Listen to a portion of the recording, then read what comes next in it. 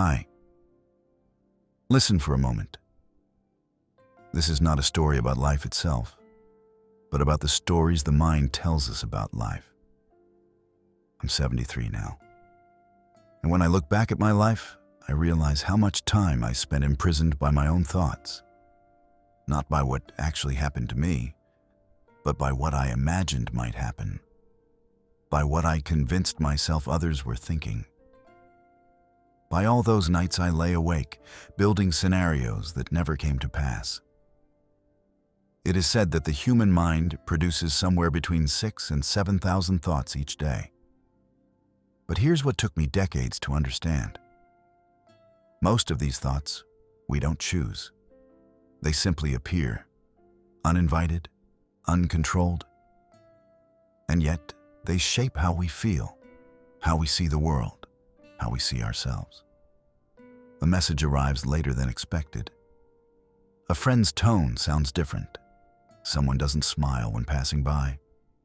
And immediately, the mind begins its work. Did I do something wrong? Are they angry with me? Something bad is coming. I can feel it.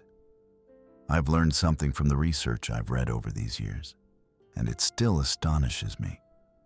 Psychologists have found that approximately 80 to 90% of the things we worry about never actually happen. Let that settle for a moment.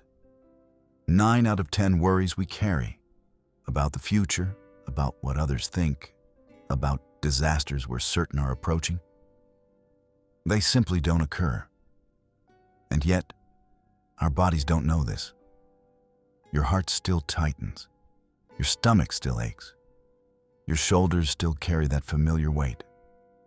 Because to the brain, there's very little difference between an imaginary danger and a real one.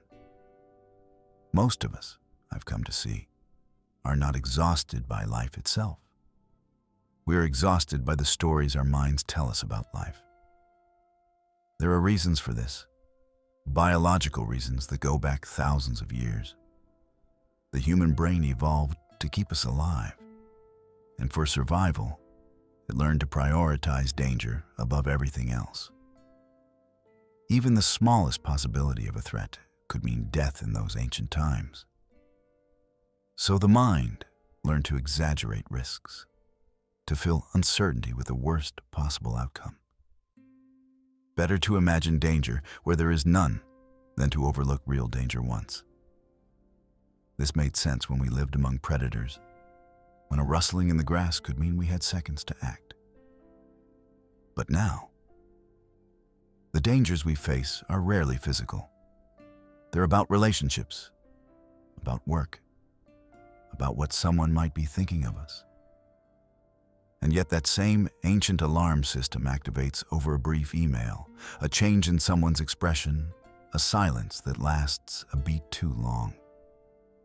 I remember one evening, years ago now, when my manager at the time sent me a short message asking to speak the next morning.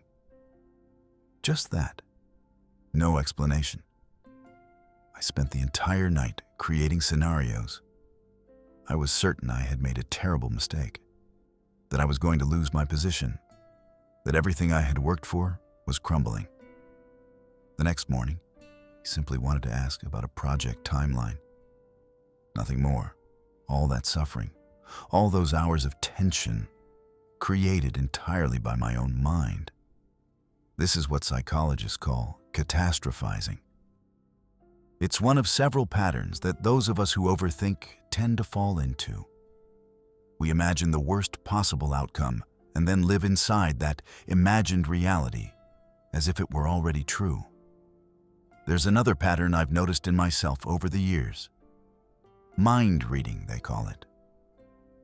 We interpret others' words or silences in the most negative way toward ourselves. Someone doesn't greet us warmly, and we decide they must be upset with us. A friend's reply feels brief, and we assume we've somehow offended them. But most of the time, the other person is simply distracted, tired, thinking about something that has nothing to do with us. We don't know this, of course. We can't know. But the mind dislikes uncertainty. so it fills the empty spaces. And unfortunately, it usually fills them with our fears rather than with more generous possibilities. I've also noticed how quick I've been throughout my life to blame myself when something feels wrong. If there's tension in a conversation, I immediately search for what I did to cause it. If someone seems distant, I assume it's because of my shortcomings. This weight we carry, this habit of seeing ourselves as the cause of others' moods, it's exhausting and often completely unnecessary, because other people's emotions are shaped by countless things we know nothing about. What's interesting about this kind of stress is how invisible it is. I didn't realize for many years how much of my tension came not from events themselves, but from my interpretation of events. I would hear a sound at night and lie awake certain someone had broken in. It would be the wind, an appliance, something utterly ordinary. But my body would already be flooded with alarm, or I'd send an email and not receive a reply for a day. The anxiety would build, and then the reply would come, explaining they'd simply been overwhelmed. The threat was never real, but my body responded as if it were. Overthinking often increases in our middle years. Responsibility grows heavier. We carry more memories of mistakes, more reasons to be vigilant. But after a certain age, something changes. You realize most things work themselves out, or they don't, and you survive anyway. Worry rarely changes outcomes. It only steals peace from the present. So how do we step out of this cycle? Not by stopping thoughts, but by learning not to believe every thought. When the mind tells a frightening story, ask, what do I actually know for certain right now? Usually, it's very little. I don't know is not a catastrophe. It's simply incomplete information. Calming the body helps calm the mind. Soften your shoulders. Breathe. Not every thought deserves your trust. I wish I had understood this earlier. But perhaps that's the gift of age. So much of what exhausts you may not be real. It may be a story. And if that story tires you, you can learn to see it for what it is. This is how peace begins to return.